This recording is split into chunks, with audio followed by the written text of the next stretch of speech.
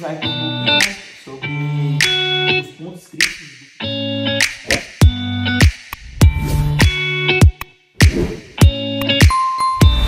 Olá pessoal, sejam bem-vindos a mais um episódio do podcast Me Ajuda com o Cadu. Nesse episódio a gente vai falar sobre algumas estratégias de produtividade para empreendedores, né? Já começando aqui com os de sempre, né? Para apresentar, eu, Edson, Jordi, Hugo e a Glenn. E hoje a gente vai falar aqui sobre estratégias que são simples, né?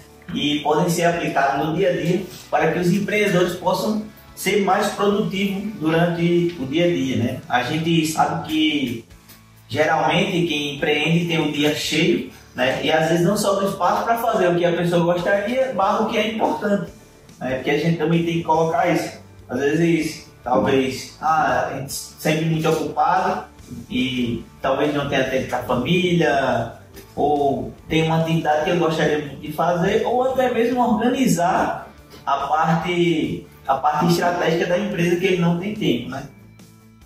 E lá eu trouxe uma frase aqui, né, que diz assim: a produtividade não é apenas fazer mais, mas fazer as coisas certas de forma mais eficiente, né? E o que vocês entendem, né, sobre isso, né? Sobre essa questão de produtividade, sobre as pessoas que não têm tempo para fazer o que gosta, barra organizar o que quer e o que é mais importante, digamos assim. E aí, pessoal, o que é que vocês entendem? Lembrando que a gente está falando do âmbito empresarial, né? Que digamos que essa pessoa tem um dia cheio, né? Trazendo para a situação que você falou, né? Fazer o que gosta, barra fazer o que quer. Até que eu entendo sobre fazer o que gosta. É fazer uma determinada atividade que você tem uma performance diferenciada. Você tem uma produtividade a mais, te dando para fazer aquela determinada situação. Barra fazer aquilo que é necessário. Por exemplo, fazer o que é necessário. Hoje, para mim, é uma coisa legal, vou dizer, algo que eu faço, vou dizer, me dá prazer fazer uma atividade física, por exemplo. De fazer o que é necessário. Por exemplo, implementei a corrida. Eu sei que é algo necessário, vai ser algo fundamental para mim, mas hoje ainda não é algo que me dá tanta satisfação, tanto prazer como, por exemplo, a academia. Eu acredito que na vida empresarial, na vida do empreendedorismo, seria bem relacionado a isso, trazendo coisas da área do empreendedorismo. Por exemplo, aqui na empresa hoje eu fico responsável pela contabilidade. A parte de regularização é algo que quem fica à frente é Jordi. Eu sei que é algo que é fundamental, porém, hoje não é algo que eu faço. Certo. Só refazer minha pergunta, né? Eu vou refazer a pergunta relacionado à questão de produtividade mesmo, né? Como é que vocês veem isso, como é que vocês aplicam, né? Para ficar de uma forma mais prática. Porque assim, fazer o que eu gosto requer tempo. E aí eu vou fazer uma pergunta que talvez o empreendedor esteja ali, mas eu não tenho tempo para ir à academia, não tenho tempo para ir à corrida, né?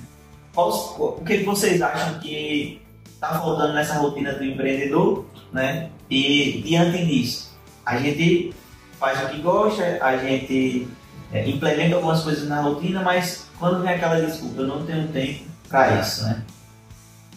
Exatamente. A sua pergunta é o contraponto, né? Eu tenho diversas coisas para fazer e geralmente eu não dou conta de fazer isso aí. E aí não sobra tempo para fazer as coisas que eu gosto. Estou ali atordoado com muitas tarefas. E você trouxe uma frase que é importante, que ser produtivo não é fazer muito. Ser produtivo é produzir. Se eu passar o dia plantando um terreno que não é fértil, que não vai chover, eu não estou produzindo nada. Estou simplesmente dilacerando meu tempo, gastando o meu tempo. Então, ser produtivo é você trazer, né, uma amplificação daquilo que você está fazendo ao longo do tempo. E se você for estratégico, no início você realmente vai ter que precisar investir mais energia e vai sobrar menos tempo para você fazer aquilo que você gosta de fazer. Mas se você for estratégico, no passar do tempo, isso é para ir se revertendo. Por quê? Porque não dá para você compensar a maioria das coisas que você deixa de fazer. Eu digo como assim? Exemplo, se eu não for para a academia quando eu tiver 20 anos de idade, não tiver 30 anos de idade, não tiver 40 anos de idade, não tiver 50 anos de idade, não vai dar para me compensar quando tiver 60. Então eu tenho 60 anos de idade, aí eu vou chegar e vou dizer assim, pronto, agora eu vou para a academia 3 vezes por dia, porque aí eu vou compensar esses 50 anos, esses 60 anos que eu não fui para a academia. Não dá. Então, eu tenho que ter a sabedoria para definir o que é que não é tão importante assim, e aí eu posso abrir mão em um determinado momento, e o que realmente é importante. Eu tenho um filho, eu vou dedicar tempo, quando ele completar 5 anos eu dedico tempo pro meu filho para compensar os 5 primeiros anos que eu não dediquei. Não tem como reparar isso, tem coisas que são irreparáveis. Então, resumindo, né, não dá para você querer compensar tudo o que você tem que fazer hoje. E a maioria das pessoas se confundem porque querem fazer coisas que não têm que ser feitas hoje. E aí, na maioria das vezes, até um auto-sabotador, para não ter que fazer o que tem que fazer. Para eu ter uma desculpa para dar do porquê que eu não faço o que eu tenho que fazer, eu crio situações para fazer outras coisas e depois eu dizer, não sobra tempo para eu fazer o que tenho que fazer. Lembrando que tem algumas fases da nossa vida que não vai dar para dedicar vida e empresa. Né? O tempo ali vai exigir, mas em nenhum dos casos isso vai, primeiro, compensar no longo prazo e, segundo, se justificar no longo prazo. Então, de uma certa forma, existem alguns boatos, de que nem todo mundo tem 24 horas no dia, né? Digamos de uma forma prática. O dia tem 24 horas, mas nem todo mundo tem algumas situações que fazem diminuir as horas, né? Digamos assim. Mas como o Diogo falou, né? Se você está ali com coisas que está muito acumulada, talvez você não tenha feito o que era para ter feito na hora certa. Isso traz um acúmulo e isso gera uma procrastinação de uma certa forma, digamos assim, e você está sempre naquele loop, né? Não consegue sair desse loop. E aqui eu trouxe algumas estratégias, né, para a gente comentar um pouco, né, para a gente ajudar os empreendedores nessa jornada. E a primeira dela foi definir as prioridades claras, né? Como, por exemplo, a técnica do 80-20 de Pareto, que mostra que 80% dos resultados vem de apenas 20% das atividades, né? Para o pessoal identificar quais são esses 20% que faz com que elas tenham 80% do resultado no que elas almejam. E sobre essa estratégia, vocês já utilizaram, vocês utilizam, né? E para vocês darem um feedback do pessoal na prática, né? Como é que funciona ela? E aí, bem, a estratégia, como a gente escreveu, a estratégia de Pareto é você identificar o que é mais importante, o que está te trazendo mais resultado e investir a sua energia focada nisso, nesses 20% que está trazendo mais resultado. Ou seja, você vai direcionar, na verdade, essa energia. Você investir energia que eu trago no sentido de tempo, de investimento financeiro também, em tudo que você está colocando ali nesse âmbito geral, vai ter sempre uma parcela menor que vai gerar um maior resultado. Então, se você potencializa o investimento nessa parcela, o resultado vai ser maior.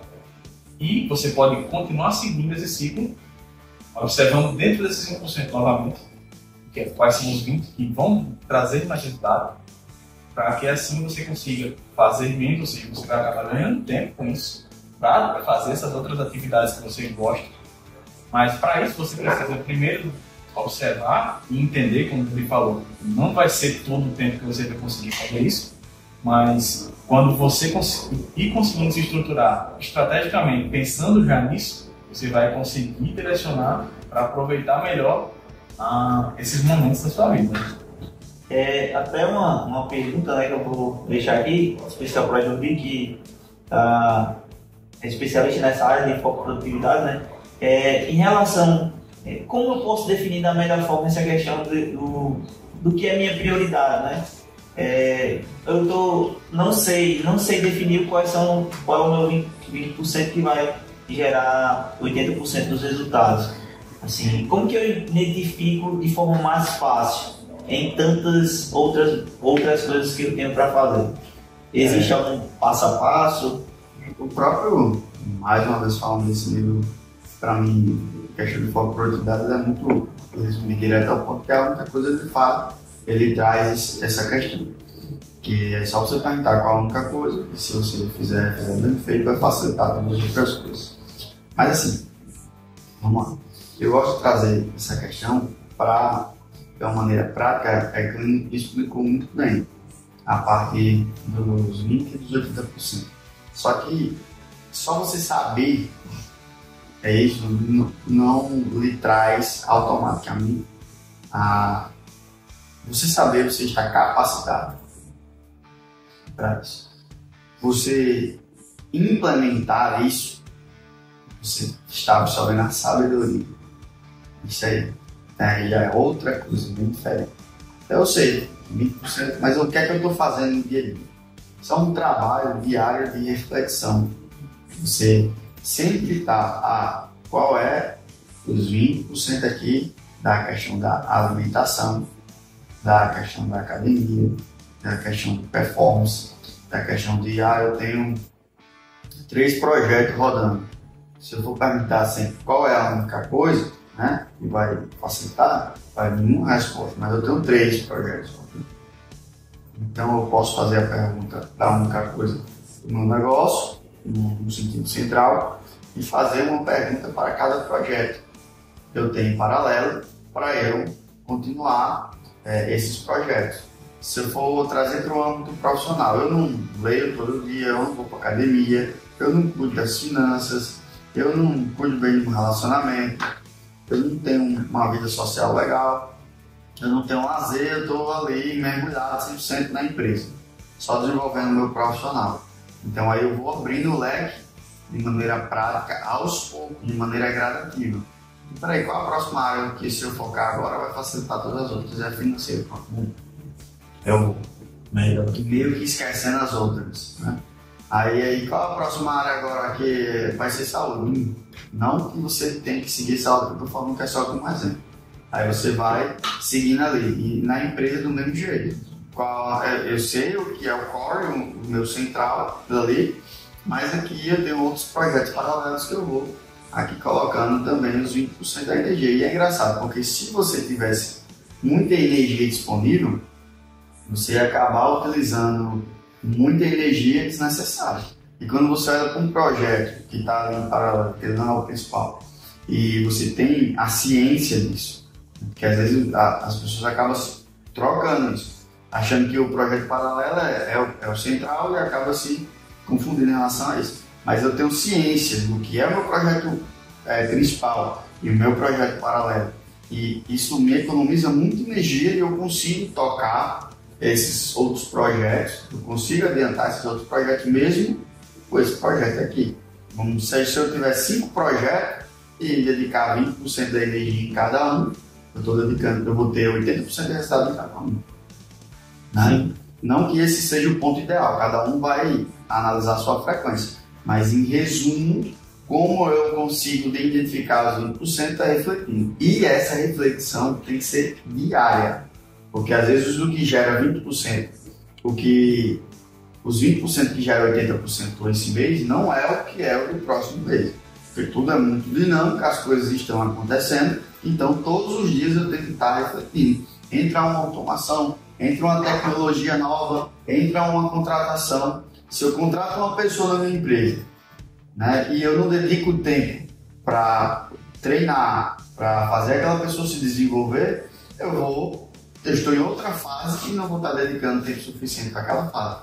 Então vai ter as fases e cada fase desses 20/80 vai ter um olhar, um foco diferente. E assim como você falou também da idade e da academia, né? Os projetos também são assim, né?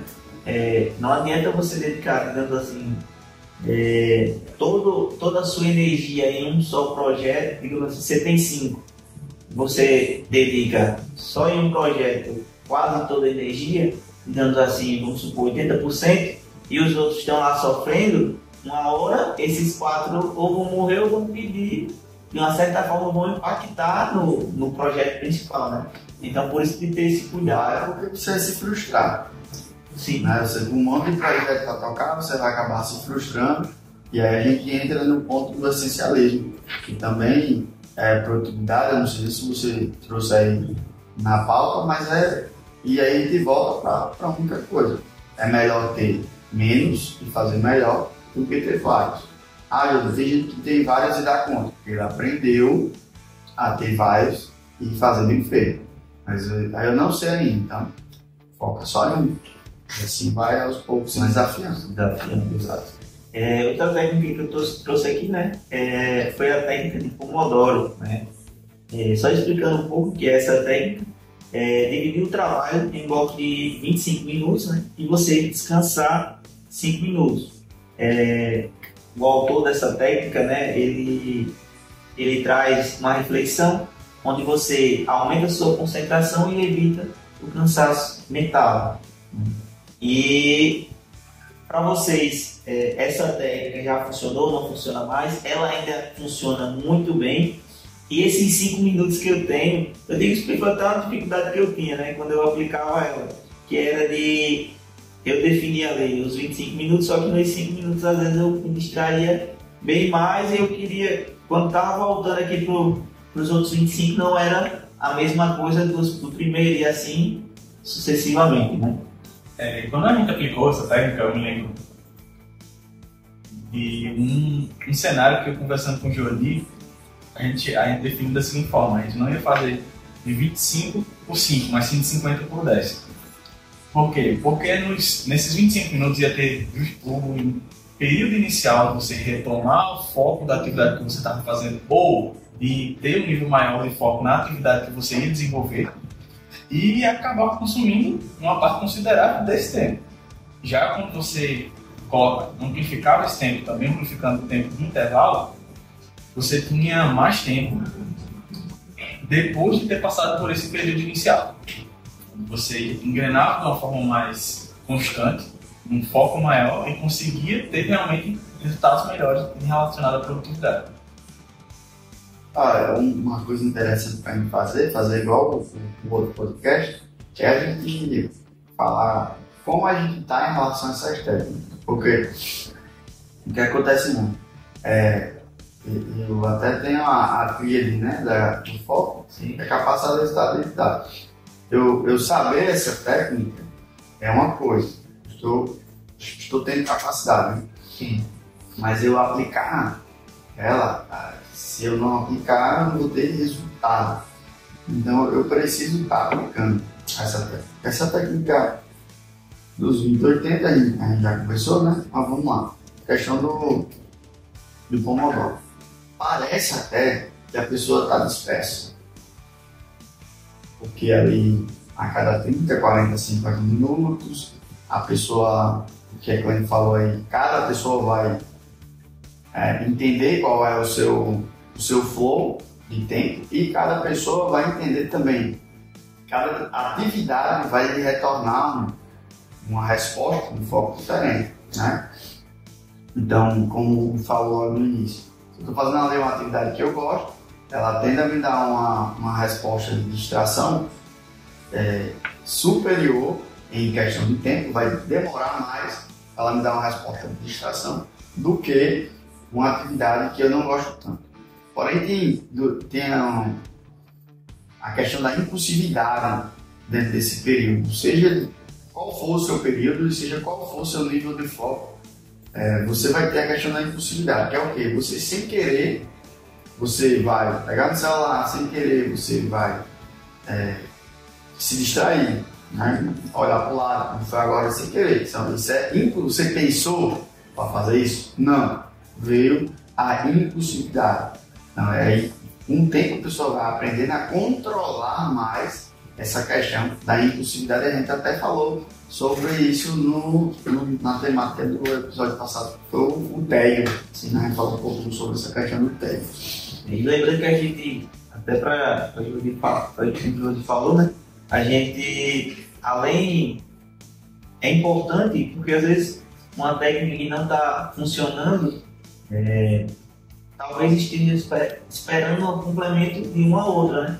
Por isso que é importante também a gente, como você falou no podcast passado, que a gente tratou, a gente identificar onde a gente está, né? E se a gente usa ou não usa, porque às vezes você falando aqui trouxe algumas reflexões que pode ser que uma técnica que eu não estou conseguindo aplicar é porque eu não estou também usando a outra, né? Ela não é tipo assim, eu uso uma e essa eu só vou usar essa. Não, eu posso usar várias no processo, né? Isso, eu gosto sempre de entender qual é o meu tempo de concentração. Não importa se é 1, se é 2, se é 3, se é 4, se é 5, se é 10, se é 20 ou 40 minutos, 1 hora, 2 horas ou 3 horas. Qual é o meu tempo de concentração? E esse meu tempo de concentração ele oscila com atividade e horário do dia. E aí, você fala 25 minutos, né? Essa técnica é muito antiga. Né? Então, na era que a gente vive hoje, 25 minutos parece que é muito tempo. Você passa 30 minutos no WhatsApp, você pensa que quando você olhar vai ter 300 mensagens lá, meu Deus, né? Parece que você está desconectado do mundo. Quando na verdade você estava conectado com o mundo, porque você estava fora do WhatsApp.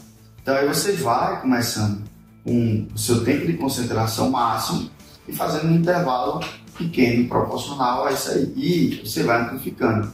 Se você não conseguir amplificar, aí tem outras técnicas que você vai fazendo, que eu acredito que até que você vai trazer aí mais técnicas para aumentar o nível de foco. Quando a gente fala foco, é um ponto central que vai trazer produtividade. Porque não tem produtividade, é a base tática, né? São as ferramentas que eu tenho. O foco é a minha capacidade de usar essa ferramenta. Conforme você falou aí, eu tenho que ficar 25 minutos focado e 5 minutos descansando a minha mente, mas eu não consigo ficar. Eu nem posso com a ferramenta que eu tenho. É uma enxada aqui. Quando eu pego na enxada, eu não posso. Então eu tenho que ganhar outras musculaturas. Então, foco e produtividade, eles andam junto, cara, que a produtividade é o conjunto de ferramentas. E o foco é a minha musculatura para eu conseguir usar aquelas ferramentas. Exato. Eu acho que eu produzia bem mais em tempo maior, sabe? Assim, eu gosto de dar um sprint, aí eu paro. E se eu fizer só 25 e parar assim, é como se... Agora vai depender da atividade. Realmente. Se for leitura, por exemplo. Que é um negócio que você está desenvolvendo. Vai ser algo que tem que ser algo que você gosta, né? Ou que você já tenha encontrado um flow ali. Tem livro que você começa a ler, você vai embora. Tem livro que é chato. Né? E aí, 10 minutos, que é um fator crucial disso, é a dopamina. Quando eu estou achando algo interessante, está liberando dopamina, minha percepção de tempo ela é alterada. E aí, mais liberação de dopamina, parece que o tempo voou. E quando não está tendo essa liberação de dopamina, os 5 minutos viram 50, os 50 viram 5, e vice-versa. Por aí você vai... Por que você correr faz você melhorar na leitura, por exemplo? Eu estava até conversando com o Davi, acho que foi ontem ou foi antes de ontem. Porque você está fazendo algo difícil, algo que está te gerando dor, algo que está tirando da zona de conforto.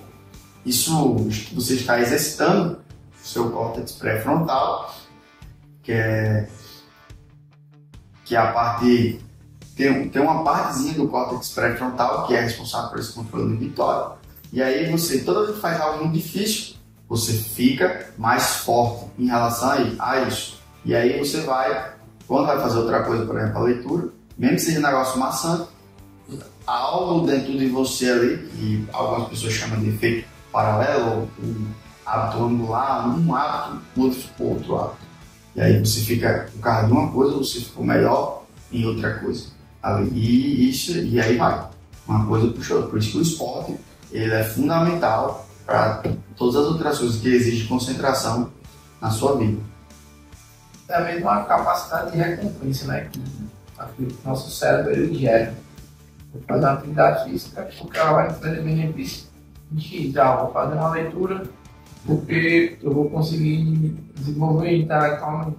Vou fazer uma atividade aí focada, por exemplo, no 25, descansar assim, eu vou ter um desenvolvimento melhor sobre isso.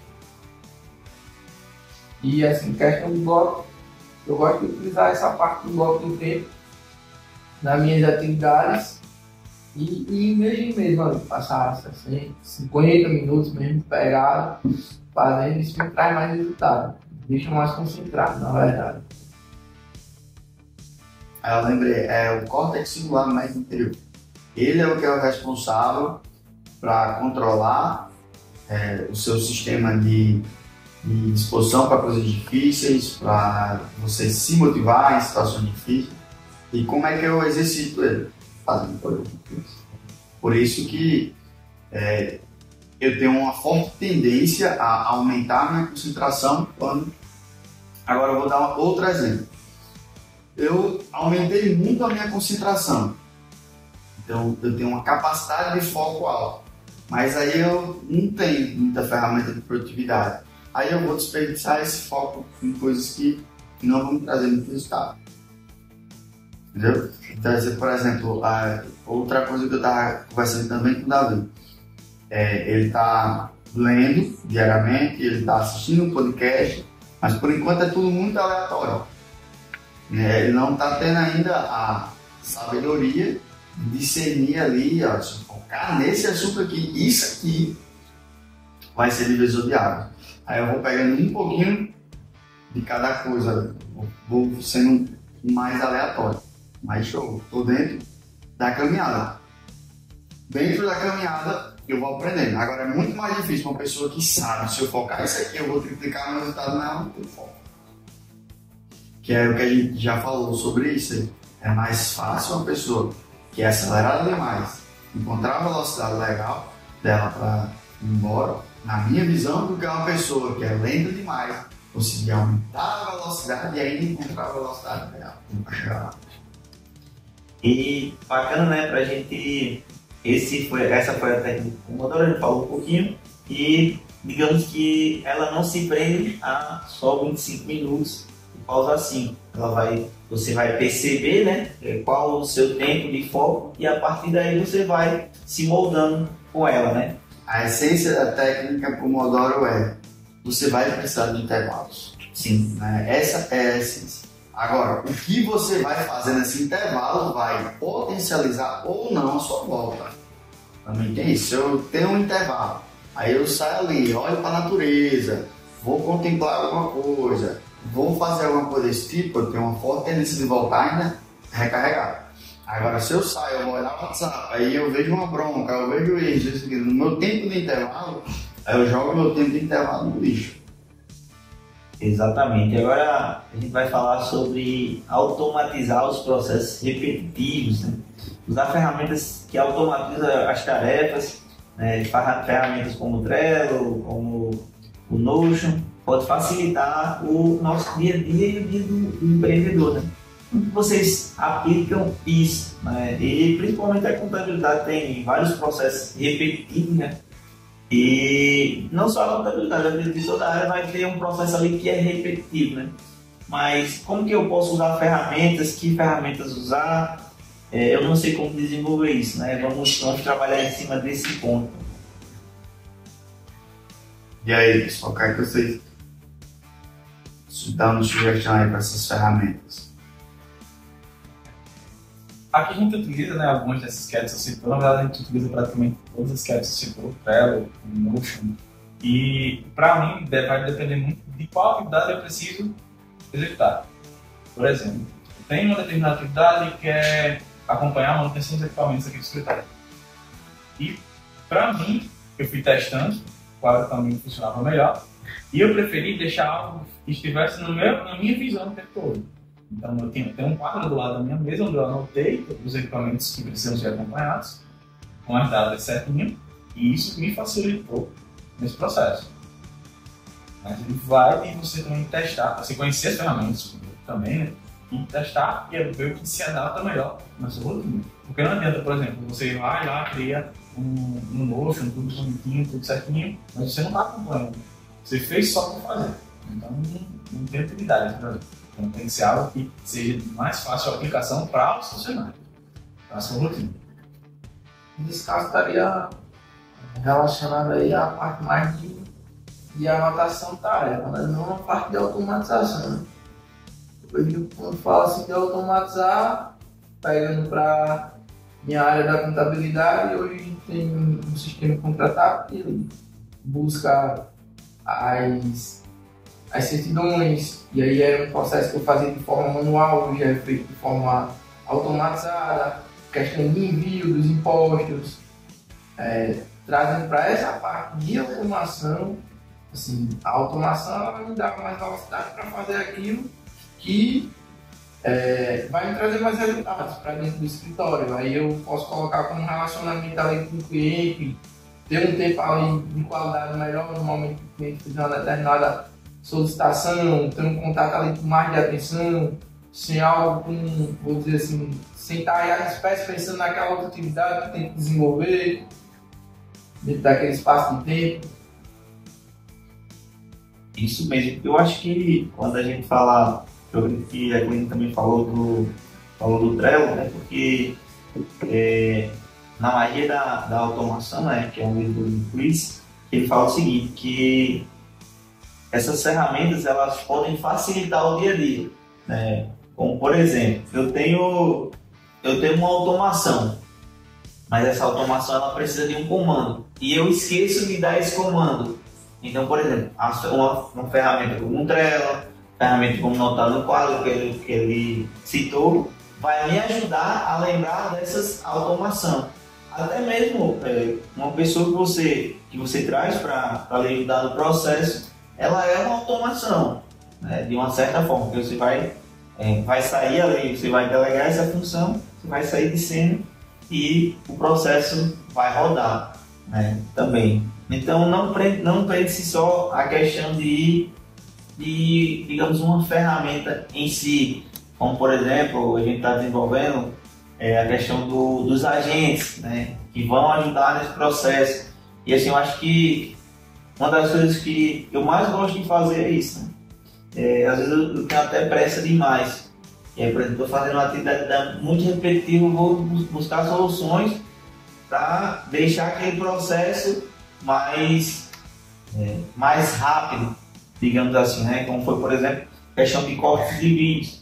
E a partir dali eu tenho que ter cuidado com o nosso cérebro, porque ele é viciado em fazer isso, né? Tipo assim, se está mais rápido agora. Só que às vezes, por exemplo, como foi os cortes dos vídeos, a gente percebeu que a ferramenta ela já não corta tão bem. Então vai precisar eu dedicar tempo para. Então não quer dizer que a ferramenta ela vai deixar você livre.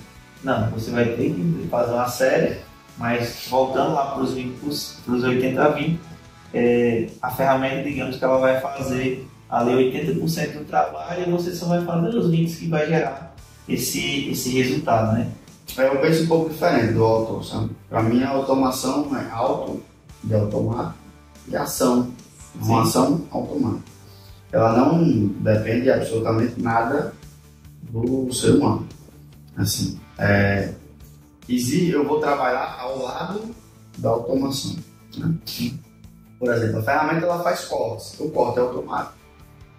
Agora a edição do vídeo não, ainda não, nessa ferramenta, mas o corte é automático. A ferramenta que o citou, ela envia um impulso, né? E tem como, por exemplo, eu automatizar o Trello, eu não vou fazer nada. o Trello vai ser só um painel de visualização, onde, de acordo com a etapa que o cliente está no meu funil, eu vou movendo ele no Trello. E foi daí que surgiu essas ferramentas de WhatsApp no Kanban, né? Que também tem um pipeline, que é o mais famoso e que a API traz mais, vamos dizer assim, possibilidades para eu, de fato, automatizar. De acordo com a automação, entende? Quando o cliente vai avançando, ele vai mudando as tags, já vai colocando, já vai mudando tudo isso aí. A palavra, né, auto, né, de automático igual autoplay, né, quando você está assistindo ali umas aulas, você coloca no autoplay, ou seja, o que a Clean trouxe na questão é um controle de tarefas. E esse controle de tarefas, eu preciso dar um check, né? Então eu não vou conseguir ter 100% automatizado, a não ser que nem com o comando de voz. Eu tenho que dar, né, a questão do comando de voz. Salvo quando eu tenho um sistema que ele entende, como por exemplo o domínio que a gente usa aqui na contabilidade, ele é cheio de automações. Então ele entende em determinado momento ali que eu concluí a tarefa, e o E-Social também, ele também tem essa questão. Quando eu fecho a folha, ele faz um processo lá automático e ele já começa a me retornar as coisas. Mas o ponto central é o quê? O que eu vejo aí, né, nessa temática de automação? A gente sempre fica atento aos serviços que a gente está fazendo de maneira repetitiva, mas uma coisa que é fundamental que a Edson falou: não se escorar na ferramenta. Que a ferramenta, olha, a Edson falou uma coisa que muita gente acaba caindo. Eu encontro uma automação para fazer conteúdo. O ChatGPT, ele vai fazer uma cópia para mim. E aí eu não penso mais sobre a cópia, eu simplesmente coloco lá e o chat, ele vai me retornar e pronto, acabou. Uma cópia, um vídeo, um roteiro desse aqui de podcast, né? Se eu jogo lá, retiro, simplesmente vou seguir minha vida desse jeito, na minha visão, eu não estou usando a automação, a IA, esse livro aí, na época eu acredito que nem estava engatinhando, ainda nem existia a IA, que hoje é uma realidade. Eu não vou estar usando da melhor forma, porque eu não estou. Ela está pensando por mim, eu não estou pensando junto com ela, né? Essa é a questão. E tu falou uma coisa no início, que por enquanto existem pessoas fazendo ainda coisas repetitivas, né? Mas a previsão é que até 2030 95% dos empregos eles serão modificados ou extintos. Da 2030 a 2050 vai ser essa grande evolução. Quem estava falando isso são os grandes visionários, né? Como Elon Musk, como aqueles, eu esqueci agora o Sheik da Arábia também, nos encontros que eles têm, estou falando isso e que provavelmente a solução vai ser um Bolsa Família para todo mundo que vai ficar desempregado. As IAs vão trabalhar e vão ter uma rentabilidade, vai ser pago imposto em cima disso, e esse imposto vai para o governo, e esse governo vai fazer uma distribuição mínima de renda, que muita gente vai perder o emprego em relação a isso. Eu vi a questão do Mercado Livre, né? O Mercado Livre fez uma coisa que foi, eles automatizaram o processo de embalagem, né? De embalagem. Então, assim, praticamente o que eles produziram em um dia com pessoas, eles conseguem produzir em 1 hora com robôs. Então, para você ver como o Jordi falou, já é uma realidade. Isso aí, exato. Já é uma realidade, né? E até 2030 a gente vai ter isso aí de uma forma muito mais ampla, né? Muito mais amplificada. Aí, aqui outro ponto que eu coloquei, né? Estabelecer uma rotina matinal, eficiente.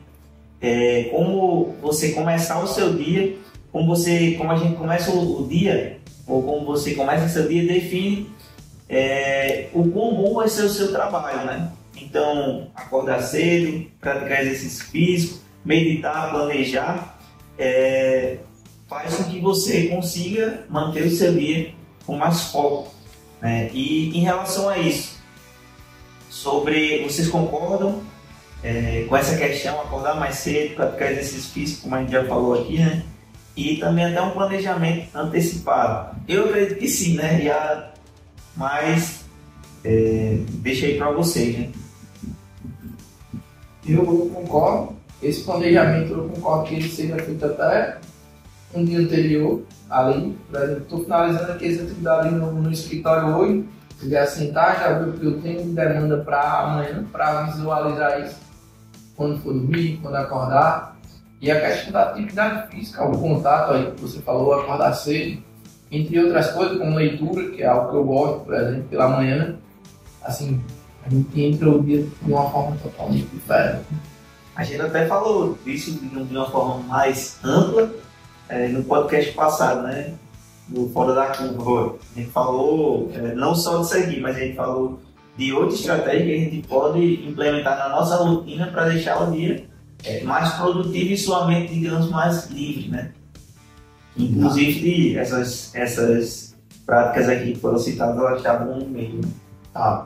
Assim, essa questão essa máxima de o como começa seu dia vai definir seu dia, ou como começa seu dia, assim, eu gosto de trabalhar ela num ponto de refúgio, porque nem sempre a gente vai começar o dia, nem sempre a gente está numa fase da vida que vai começar o dia com essa rotina toda, né? Por exemplo,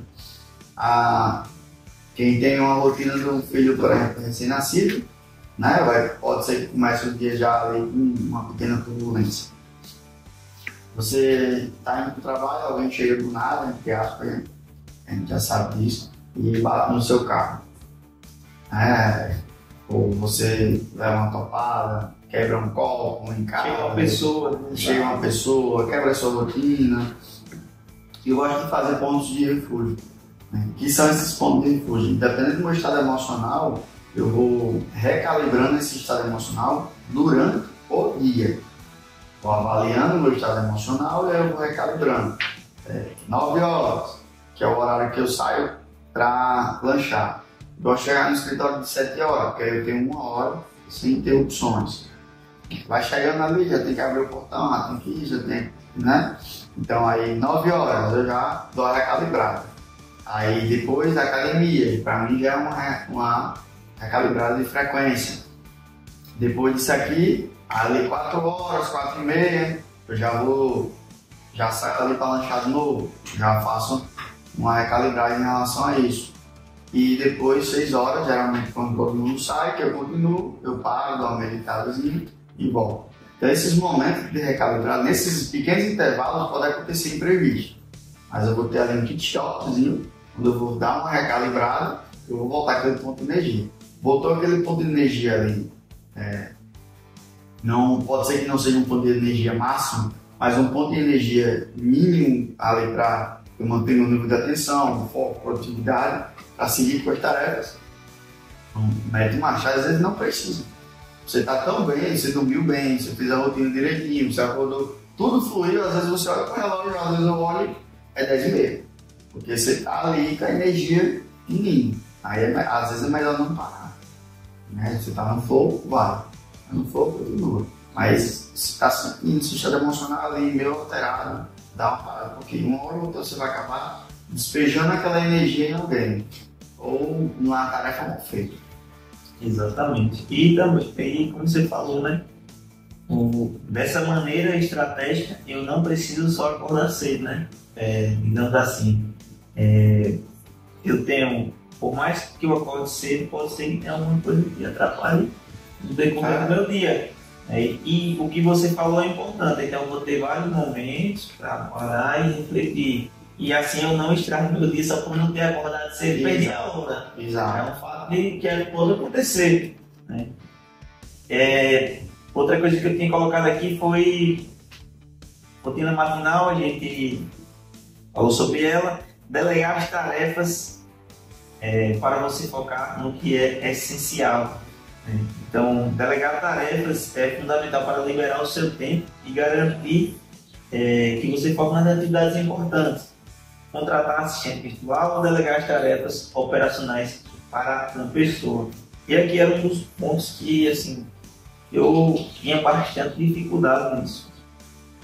De diversas conversas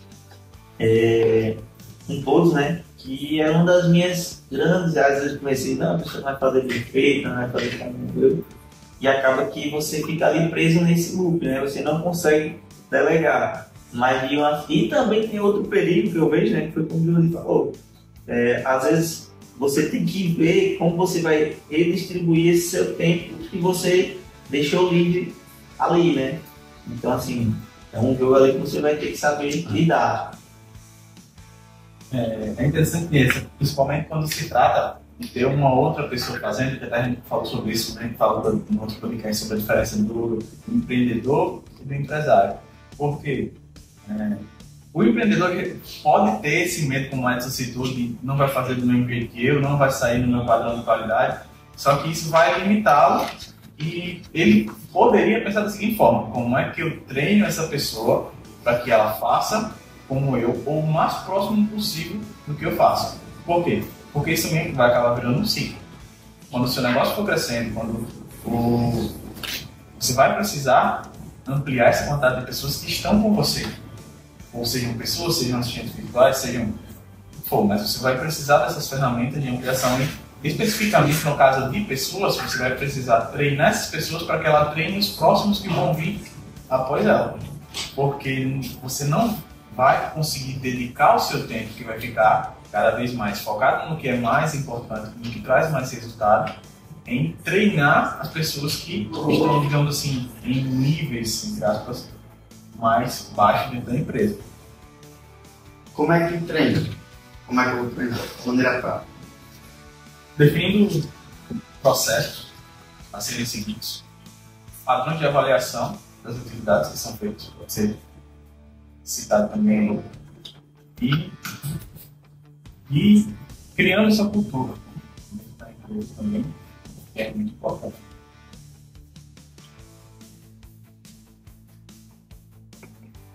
Eu vejo que quando a gente falou sobre treinar, né? Treinar pessoas em relação à questão essa questão de delegação em podcast anterior, né? E a gente vai bater assim temas porque a gente está trazendo temas relevantes e tem vários temas que vão gerar. Tanto que se a gente pegasse uma técnica dessa, dava pra gente fazer um podcast só em cima dessa técnica, né? E eu acho que o que definiu para mim foi cultura, né?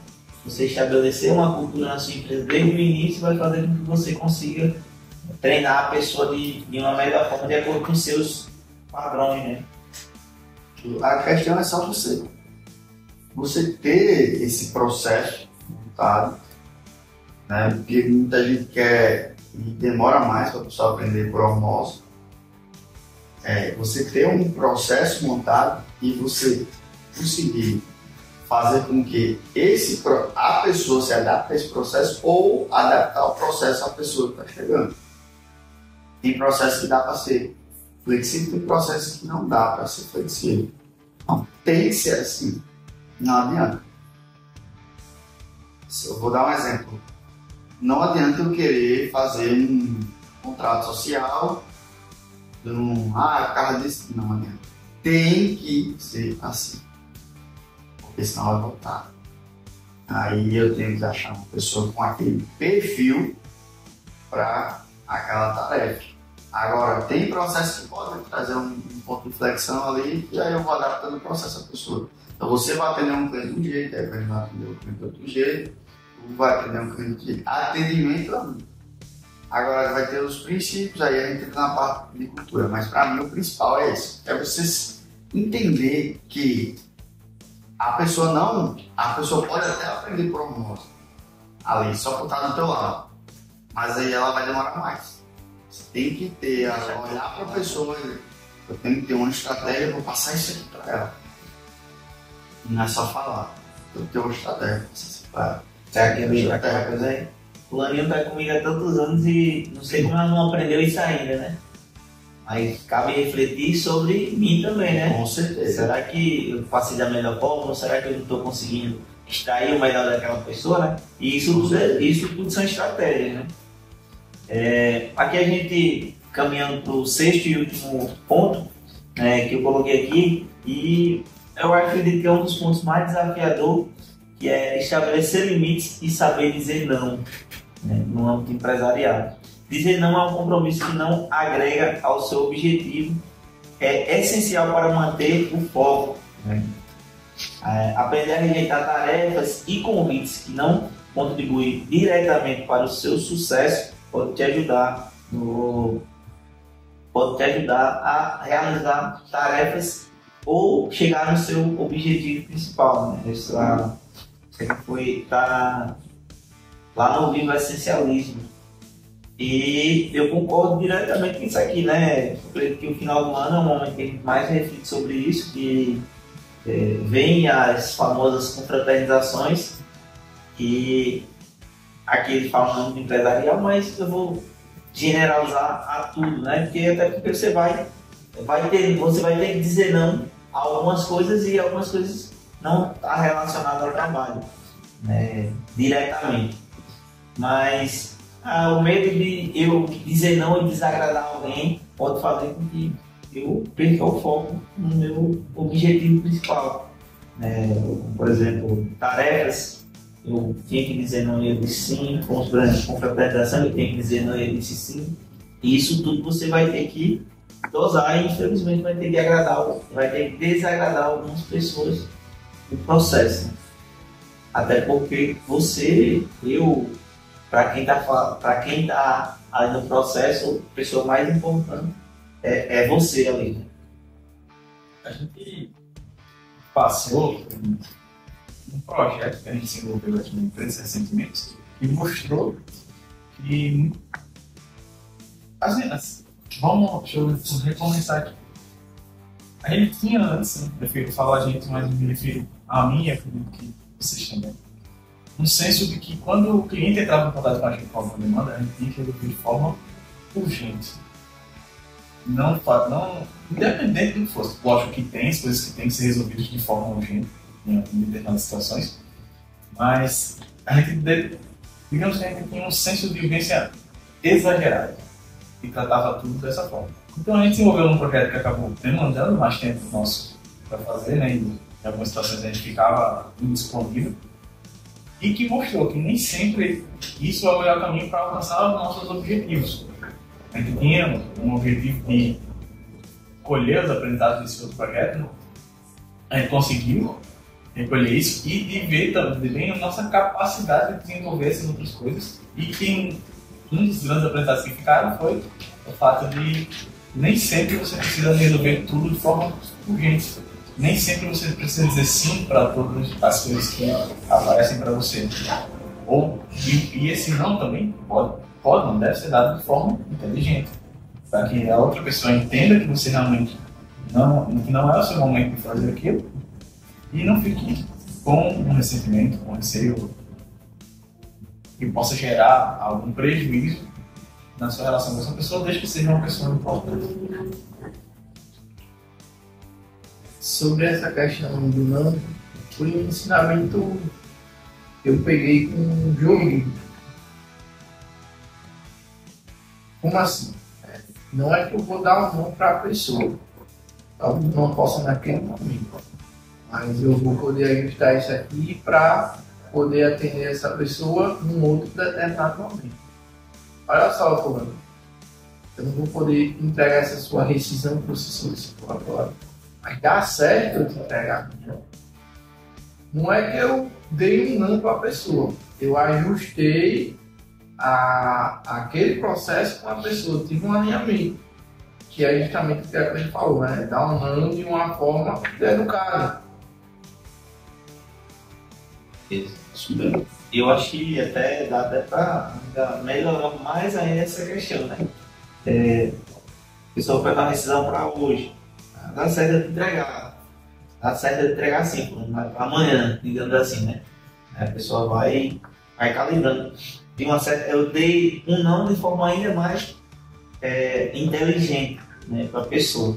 Você tem alguma coisa a pontuar? Tem, assim, quando a gente fala de não, em algumas fases, na fase inicial da vida, você tem que dar muito não para as pessoas. Tem uma fase na vida que a principal pessoa que você tem que dar não é você. Para você chegar num determinado nível de autocontrole, autonomia, performance, você vai precisar dar muito mais não. Hoje, eu dou muito mais não para mim do que para as pessoas externas.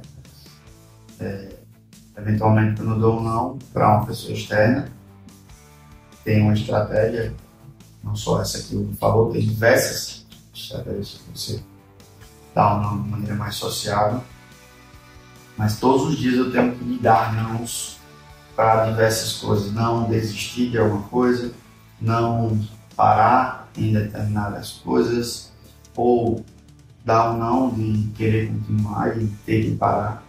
Isso aí, não dormir mais, não comer errado, não esticar para dormir bem, para no outro dia dar 100%. Então, essa questão do não, eu vejo que muita gente fala da questão do não externo, mas tem também um não para si mesmo. Dos pontos que se eu for dar sim a todas as minhas vontades, na maioria das vezes eu não vou conseguir resultado nenhum. Então, esse ponto para mim é um ponto crucial para todo mundo começar a refletir. Né? Quando eu dou um sim externo, para quando era para dizer não, eu estou dando um não para mim. Negativo, mas tem um não que eu dou para mim que é positivo. Quando a minha mente quer ir para um canto, meu corpo quer ir para um canto, e eu digo não vou faltar academia não, hoje eu vou. Não, hoje eu não vou deixar de ler não, hoje eu vou ler. Não, eu não vou deixar de estudar hoje não, vou estudar. E aí eu vou dando os nãos que eu preciso dar para mim, para eu conseguir chegar até o objetivo. Essa questão do não pra gente mesmo, até passei por uma situação ontem, né? Durante a noite eu tenho explicado mais para organizar o sistema que a gente está implementando. E aí ontem eu dei o extremo, né? Eu disse do que eu poderia, mais ou menos até meia-noite. Quando eu já fui decidido que hoje eu já não iria. Hoje eu ia voltar ao meu habitual do dia a dia, de descansar, de recolher mais cedo para poder acordar melhor. Eu já estava vendo que eu já não estava mais sustentando. E lembrando que a gente falou isso no podcast passado, se você estava vendo que não está sustentando, quando você começa a ver, já está avançado. E geralmente, abrir mão do sono não traz uma percepção imediata de queda de rendimento. Quando você vem perceber a queda de rendimento, ela está acontecendo ali já há dias. Né? Não, pode ser que você não deixou faltar nada na questão do trabalho. Por quê? Porque a gente trabalha com uma frequência acima do necessário. Uma baixa frequência, eu não vou deixar a desejar nada. Mas pode ser que no âmbito de exercício físico, de alimentação, de paciência, né, de processo decisório. No livro A Única Coisa tem até um estudo científico que é lá com os juízes. E você vê essa questão da força de vontade, né? E quando vai passando o dia, eles analisam as causas pela manhã, estatisticamente falando, eles dão muito mais sim da sua altura do que depois do almoço. E a mente ali ela já está mais cansada. Então, às vezes você está mais cansado, você vai dar um sim para algo que não deveria dar e um não para aquilo que não deveria dar também. Positivo. E já caminhando para o final, né, a gente trouxe algumas reflexões aqui, né?